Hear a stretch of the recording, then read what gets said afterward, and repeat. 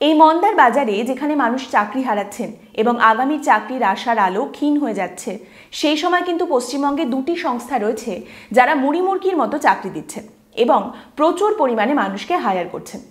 আর এই দুই সংস্থা হলো পশ্চিমবঙ্গে প্রশান্ত কিশোরের আইপ্যাক এবং আরেকটা হচ্ছে বিজেপির নেশন উইথ নামো।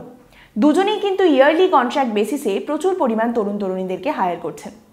প্রশান্ত কিশোরের আইপ্যাক বিভিন্ন রকম নাম দিয়ে, মানে যারা এবারে নির্বাচনে পশ্চিমবঙ্গে তৃণমূলের দায়িত্ব নিয়েছেন তারা কিন্তু বিভিন্ন রকম নাম দিয়ে বিভিন্ন রকম পজিশনে, যেমন পলিটিক্যাল অ্যাক্টিভিস্ট, পলিটিক্যাল কনসালটেন্ট, এই সমস্ত বলে মানুষকে হায়ার করছেন।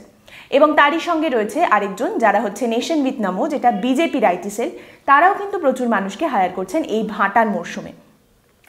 এবং এই দুজনকে এবার কিন্তু সাধারণের থেকে, মানে অন্যান্য বারের তুলনায় বেশি মানুষ হায়ার করতে হচ্ছে। তার কারণ অন্যান্য নির্বাচনের প্রচারের ক্ষেত্রে দুটো ভাগ থাকে। এক হচ্ছে যারা রাস্তায় নামবেন, র্যালি করবেন, মিছিল করবেন, বাড়ি বাড়ি গিয়ে প্রচার করবেন, এবং আরেকটা হচ্ছে অনলাইন প্ল্যাটফর্মে যারা সোশ্যাল মিডিয়াতে বিভিন্ন রকম ক্যাম্পেনিং করবেন। কিন্তু এইবার সংক্রমণের কারণে রাস্তায় নেমে র্যালি করা বা বাড়ি বাড়ি পৌঁছানো এইগুলোকে কমিয়ে এই অনলাইনেই কিন্তু বেশি টাকা ঢালা হচ্ছে। আর এই অনলাইন প্ল্যাটফর্মের একটা সুবিধা রয়েছে। অনলাইন প্ল্যাটফর্ম বা ডিজিটাল প্ল্যাটফর্মের মাধ্যমে কিন্তু একেবারে আপনার ঘরের মধ্যে, আপনার কমফর্ট জোনের মধ্যে, একদম আপনার ড্রয়িং রুমে অন্দরমহলে ঢুকে পড়া যায়। আপনারা নিশ্চয়ই এদের কোনো না কোনো কীর্তিকলাপ এতদিনে দেখেই ফেলেছেন। যেমন প্রশান্ত কিশোর কিছুদিন আগে শুরু করেছিলেন mark safe from BJP campaign. আপনি একটা ওয়েবসাইটে যাবেন, একটা টিক মারবেন, আর পরের দিনই খবর আসবে যে বাংলার 10 লাখ মানুষ বলছেন যে তারা বিজেপিকে পশ্চিমবঙ্গে চান না। কিংবা বিজেপির তরফ থেকে কিছুদিন আগে একটা ক্যাম্পেইন হয়েছিল যেটা হচ্ছে আর নয় অন্যায় বা আর নয় মমতা। সুন্দর একটা লোগো, শৃঙ্খল ভেঙে একটা হাত বেরিয়ে আসছে। পিসির অন্যায় পশ্চিমবঙ্গের মানুষজন আর একেবারেই মানবেন না। কিছু কিছু ক্ষেত্রে এগুলোকে ছেলে মানুষের মতো মনে হতে পারে, কিন্তু এগুলোর পিছনে খুব সুন্দর একটা মেশিনারি কাজ করে। এই মেশিনারির কাজটা প্রথম শুরু করেছিল বিজেপি সেই সুদূর 2014-তে। আর সব থেকে আশ্চর্যের বিষয় হলো তারা কিন্তু এই কাজটা শুরু করেছিল প্রশান্ত কিশোরের হাত ধরে। যাই হোক, তারপর থেকে এই মেশিনারি আরও মডার্ন হয়েছে, অনেক ইভলভ হয়েছে, অনেকটা এগিয়ে এসেছে এবং এখন বিজেপির সারা দেশে এই কাজের জন্য খুব সুন্দর একটা স্মুথ কেপেবল মেশিন রয়েছে। আর সেই মেশিনের যিনি মাথা, তিনি এইবার এসেছেন পশ্চিমবঙ্গে। নাম অমিত মালভিয়া। বিজেপি পশ্চিমবঙ্গ নির্বাচনে প্রশান্ত কিশোরের বিরুদ্ধে তাদের সবথেকে সুযোগ্য এবং সবথেকে সফল মানুষটাকে দাঁড় করিয়েছেন। আর সেই জন্যেই এখন কৈলাশ বিজয়বর্গিয়া এবং অরবিন্দ মেননের সঙ্গে সঙ্গে পশ্চিমবঙ্গ নির্বাচনের ক্ষেত্রে কো-ইনচার্জ হিসেবে বিজেপির তরফ থেকে নিযুক্ত করা হয়েছে অমিত মালভিয়াকে। অমিত মালভিয়া কিন্তু তার কাজে অত্যন্ত দক্ষ। পশ্চিমবঙ্গে বিজেপির যে নেতা নেত্রীরা রয়েছেন তারা মাঝে মধ্যেই অনেক সময় এমন সব কথা বলে ফেলেন যেগুলোয় হিতে বিপরীত পরিস্থিতি তৈরি হয়। তাই বিজেপিকে যদি সত্যি সত্যি অমিত শাহর কথা মতো পশ্চিমবঙ্গে 200টা সিট জিততে হয় বিধানসভা নির্বাচনে, তাহলে তাদের এমন একজনকে দরকার যিনি ওতপ্রোতভাবে সোশ্যাল মিডিয়াটাকে চেনেন, কখন কি বলতে হয়, কোথায় কি বলতে হয় সেটা খুব ভালো করে জানেন। আর এই ফিল্ডে অমিত মালভিয়া একেবারে অতুলনীয়। এমনটা নয় যে প্রশান্ত কিশোর এবং তৃণমূল একেবারে ধোয়া তুলসী পাতা কিংবা তারা 100% সততার সঙ্গে কাজ চালাচ্ছে, কিন্তু অমিত মালভিয়া, বিজেপির IT cell head Amit Malaviya, তিনি এই কাজে এতটাই দক্ষ, এতটাই পারদর্শী যে তাকে নিয়ে নানান রকম লেখা বেরোয় যে কিভাবে তিনি ভুয়ো খবর ছড়াতে পারেন এবং কতটা এফিসিয়েন্সির সঙ্গে ছড়াতে পারেন। কয়েকটা উদাহরণ দিই, তাহলে হয়তো আপনাদের বুঝতে সুবিধা হবে। কিছুদিন আগে এনআরসি এর মিছিল চলাকালীন একটা খবর নিশ্চয়ই আপনাদের সবার কানে পৌঁছেছে, আর সেটা হচ্ছে শাহিনবাগে বিরিয়ানি খাইয়ে মানুষকে ধর্নায় বসানো হচ্ছে।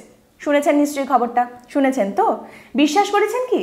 যদি শুনে থাকেন এবং বিশ্বাস করে থাকেন তাহলে এই ধন্যবাদটা পাওনা হলো অমিত মালভিয়ার। কারণ এই সত্যের থেকে কমপ্লিটলি বিপরীত দিকে গিয়ে এই ন্যারেটিভটা বার করা এবং এই খবরটা বের করা, এইটা কিন্তু অমিত মালভিয়ারই উর্বর মস্তিষ্কের প্রতিফলন। কিংবা আরেকটা উদাহরণ দিই, সব দোষ নেহেরুর। শুনতে পাচ্ছেন নিশ্চয়ই এই কথাটা এখন মাঝে মধ্যেই, সব দোষ নেহেরুর। আপনি সকালে চা খাচ্ছেন, আপনার চায়ে চিনি কম, কিংবা আপনি দুপুরবেলা ভাত খেতে বসেছেন এবং আপনার রান্নাতে নুন কম, তার দোষটাও কিন্তু নেহেরু বাবুর। এই যে সব দোষ নেহেরুর, নেহেরুর চরিত্রের 12টা বাজানো, এর পেছনে যে মনীষীর হাত বর্তমানে রয়েছে তিনি হলেন নান আদার দেন অমিত মালভিয়া। আরেকটা উদাহরণ দিই, আপনারা সবাই জানেন রাহুল গান্ধীকে পাপ্পু বলে ডাকা হয়, কিন্তু কে ডাকতে শুরু করলো? হঠাৎ করে একদিন সবাই মিলে তাকে পাপ্পু বলে ডাকতে শুরু করে দিল? না, এমনটা নয়। অনেক বছরের একটা প্ল্যানিং, মানুষের কানের কাছে ফিসফিস করে বারংবার কথাটা বলে যাওয়া, এবং এর পেছনে যার মাথা রয়েছে তিনি হলেন বিজেপির IT cell chief Amit Malaviya. আরেকটা কথা বলি, তাহলে আপনারা সবাই বুঝতে পারবেন, এইটা সবাই আপনারা চিনতে পারবেন, রিলেট করতে পারবেন।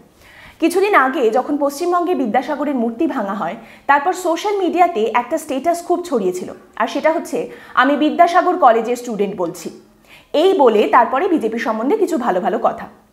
এই জিনিসটা দাবানলের মতো এমন ছড়িয়েছিল সোশ্যাল মিডিয়ায় যে মানুষজন এটা নিয়ে রসিকতা করতেও ছাড়েননি, যে পশ্চিমবঙ্গে সমস্ত ছাত্রছাত্রী কি এখন বিদ্যাসাগর কলেজেই পড়ে নাকি, অন্য কলেজগুলো কোথায় গেল। যাই হোক, এই আমি বিদ্যাসাগর কলেজের স্টুডেন্ট বলছি এইটার পেছনেও যিনি আসল প্রফেসর ছিলেন তিনি হলেন অমিত মালবিয়া। 2018-তে অমিত শাহ সদর্পে বলেছিলেন, খবর সত্যি হোক বা মিথ্যে, খবরটাকে আমরা দাবানলের মতো ছড়িয়ে দিতে পারি। সত্যি হোক বা মিথ্যে, ঠিক হোক বা ভুল, একটা মেশিনারি আছে যারা একটা খবরকে মুহূর্তের মধ্যে ছড়িয়ে দিতে পারে। মানে রাত্রিরে ঘুমাতে যাওয়ার আগে আপনি দেখলেন খবর একরকম, আর ঘুম থেকে উঠে দেখলেন খবর হয়ে গেছে আরেক রকম। অমিত শাহ সেদিনকে দাঁড়িয়ে কিন্তু হাওয়ায় কথাটা ভাসিয়ে দেননি। অমিত মালভিয়ার তৈরি করা ডিজিটাল নেটওয়ার্কের ওপর ভিত্তি করে তিনি এই কথাটা সেদিন বলেছিলেন। একটা ছোট উদাহরণ দিই, 2019-এর আগে খবর এসেছিল দীপক বাবুর। দীপক বাবু ভারী গুণী মানুষ, তিনি কোচবিহারটা সামলান, বিজেপির সমর্থক। তিনি কলকাতার বিজেপি স্টেট আইটি সেল থেকে ট্রেনিং প্রাপ্ত। তিনি বলেন তিনি 1114টি হোয়াটসঅ্যাপ গ্রুপ সামলান। তার কথা অনুযায়ী তিনি একটি নাম্বার দিয়ে 229টি গ্রুপ সামলান এবং আরেকটি নাম্বার দিয়ে 885টি গ্রুপ সামলান। প্রত্যেকটা গ্রুপে মোটামুটি সদস্য সংখ্যা মিনিমাম 30 থেকে ম্যাক্সিমাম 250 পর্যন্ত। ভোর 6টা থেকে উঠে তিনি কাজে বসে পড়েন। আগে তার নিজের মোবাইল ফোনেই তাকে কাজ করতে হতো, এখন বিজেপির তরফ থেকে তাকে কাজের জন্য মোবাইল ফোন দেওয়া হয়েছে। দীপক বাবু ঘাঘু মানুষ, তিনি যে শুধুমাত্র এই বিজেপির গ্রুপগুলো সামলান তাই কিন্তু নয়। তার কথা অনুযায়ী তিনি অনেক সময় অন্যান্য নাম্বার দিয়ে তৃণমূলের গ্রুপেও ঢুকে পড়েন এবং সেখানে কি হচ্ছে না হচ্ছে তার উপরেও তিনি নজর রাখেন। দীপক বাবুর কাছে হিসেবটা খুব সিম্পল, আর সেটা হচ্ছে ওরাও করে আমরাও করি, চোরের ওপর বাটপারি করা তো কোনো দোষের কাজ নয়। অমিত মালভিয়া কিন্তু খালি হাতে পশ্চিমবঙ্গে আসছেন না।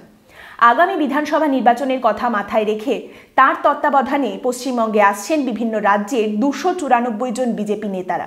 সব মিলিয়ে বিজেপির সবথেকে বড় গ্রাউন্ড এবং সাইবার অ্যাটাক হবে পশ্চিমবঙ্গে। আর হ্যাঁ, প্রশান্ত কিশোরও কিন্তু পিছিয়ে নেই। প্রথম যখন কথা হয়েছিল তৃণমূলের আইটি সেল তৈরি হবে বিজেপির আইটি সেলকে কাউন্টার করার জন্য, তখন কথা হয়েছিল 40,000 মানুষকে হায়ার করা হবে, কিন্তু সেটা বাসি খবর। এতদিনে নিশ্চয়ই সংখ্যাটা 60-70 হাজার ছাড়িয়ে গেছে। আর হ্যাঁ, একদিকে বহিরাগত বলতে বলতে অন্যদিকে ফাঁকতালে কিন্তু তৃণমূলও নিজেদের হিন্দি আইটি সেল তৈরি করে ফেলেছে। অমিত মালভিয়ার সঙ্গে টক্কর দিতে গেলে এক ফোঁটাও ঢিলে দেওয়া যাবে না। কাজেই আশা করা যায় যে প্রশান্ত কিশোরকে এই যে এত কাঁড়ি টাকা খরচ করে নিয়ে আসা হয়েছে, তিনি তার সম্মানটুকু অন্তত রাখবেন, তা না হলে তো সবই গেল। আর হ্যাঁ, কাজেই আগামী নির্বাচনের আগে যখন দুদিক থেকে ভুয়ো খবরের সুনামি উঠে আসবে তখন একদম বিচলিত হবেন না। দুহাত ওপরে তুলে ওপরের দিকে তাকিয়ে সবই মায়া আওড়াতে থাকুন, আর চেষ্টা করুন যাতে সেই সুনামিতে ভেসে না যান। আমাদেরকে অনেকেই একটা কথা বলেন যে আপনারা বড্ড নেগেটিভ কথা বলেন, আপনারা খুব নেগেটিভিটি ছড়ান। তাই আজকে একটা পজিটিভ কথা বলি। আমরা যদি ধরে নিই পশ্চিমবঙ্গে এই মুহূর্তে তৃণমূলের আইটি সেলে মোটামুটি 60-70 হাজার ছেলেমেয়ে কাজ করছে, বিজেপির আইটি সেলে 1 লাখ, আর বাম কংগ্রেস মিলিয়ে যদি 25-30 হাজার হয়, তাহলে পশ্চিমবঙ্গে এই মুহূর্তে প্রায় 2 লাখ বা তার থেকে একটু বেশি মানুষজন ডিরেক্টলি যুক্ত রয়েছেন সোশ্যাল মিডিয়াতে। মানে ফেসবুক, হোয়াটসঅ্যাপ, টুইটার, ইনস্টাগ্রাম আর যা প্ল্যাটফর্ম রয়েছে সেইখানে নানান রকম খবর ছড়াতে, সেটা যে পার্টির হয় সেই পার্টির খবর। বিষয়টা হচ্ছে বর্তমানে এইভাবে হলেও মোটামুটি পশ্চিমবঙ্গের ছেলে মেয়েদের অন্নসংস্থান হচ্ছে। এটা আলাদা কথা যে নির্বাচনের পরে হয়তো তাদেরকেও বাকিদের মতো রাস্তায় ছুঁড়ে ফেলে দেওয়া হবে, কিন্তু let us focus on the bigger things. একদিকে প্রশান্ত কিশোর, আরেকদিকে অমিত মালভিয়া, শেয়ানে কোলাকুলি, মাঝখানে আমরা চিড়ে চ্যাপটা। এই পর্যন্ত না দেখে অনেকেই হয়তো বলবেন যে সমাধান তো দিলেন না দিদি, সেই সমস্যার কথাই বললেন। বেশ, এইখানে সমাধানের কথা বলছি, কান খাড়া করে শুনুন।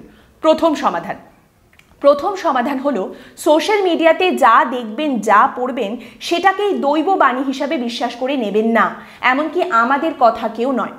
আমরা অনেক খেটে খুঁটে কোথা থেকে খবর পেয়েছি সেই সোর্সের স্ক্রিনশট দিই। আমরা যদি আপনারা ইউটিউবে দেখে থাকেন তাহলে সেখানে খবরের লিঙ্কগুলোও দিই। দয়া করে সেই লিঙ্কগুলো খুলে পড়ুন। আর যদি আমাদের দেওয়া লিঙ্ক দেখতে ইচ্ছে না করে, নিজেরা গুগল সার্চ করে দেখুন। সবটা এক কথায় বিশ্বাস করে নেবেন না। আমাদের কাজ যেমন খবর পরিবেশন করা, আপনাদের কাজ কিন্তু খবরটাকে বাজিয়ে দেখা। দ্বিতীয় সমাধান, দ্বিতীয় সমাধান হচ্ছে, যত সময় এগোবে, যত নির্বাচন কাছে আসবে, তত কিন্তু পরিস্থিতি অগ্নিগর্ভ হবে, বা পাতি ভাষায় বলতে গেলে আরও রসাতলে যাবে। কাজেই মাথা ঠান্ডা রাখুন। একটা বড় হোয়াটসঅ্যাপ ফরওয়ার্ড কিংবা একটা বড় স্টেটাস ফেসবুকে দেখে সঙ্গে সঙ্গে মাথা গরম করবেন না, সেটাকে বিশ্বাস করে নেবেন না, বরং এগুলো থেকে একটু দূরে থাকুন। খবর দেখে যদি মনে হয় যে এটাকে ঠিক মনে হচ্ছে না, তাহলে ইন্টারনেটের অ্যাক্সেস সবার কাছে রয়েছে, একটু গুগল সার্চ করে দেখুন, একটু পড়াশোনা করুন। আর তৃতীয় সমাধানটা সব থেকে গুরুত্বপূর্ণ, নিজের কমন সেন্স ইউজ করুন। এইটা এখনকার দিনে ভীষণ জরুরি।